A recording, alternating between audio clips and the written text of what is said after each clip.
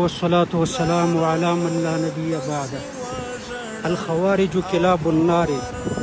رسول الله صلی الله علیه وسلم فرمایلی دي چې کچرته خوارج یعنی دواعش را پیدا شو زه ژوندی وم د عادیانو په شان به دا د رسول الله صلی الله علیه وسلم د زمانې نه خوارجو په مساجدو کې صحابه کرام شهیدان کړل. حضرت عثمان رضی الله عنه د قرآن په سر شهید کړو. حضرت عمر رضی الله عنه په مسجد کې شهید کړو. حضرت علی رضی الله عنه په مسجد کې شهید کړو. او دا د وزیر د تنګي دا برکله نومې څه دی؟ سمسي.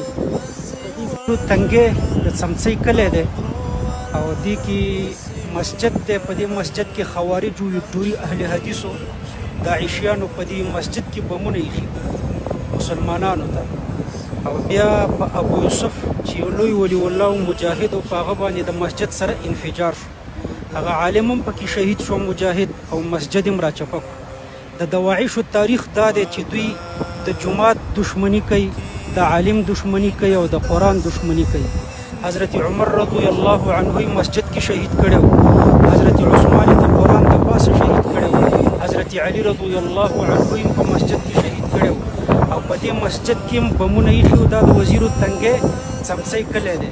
او ابو یوسف مولانا صاحب په دې مسجد کې شهید کړی و. د مسجد سره مسجد هم راکړ.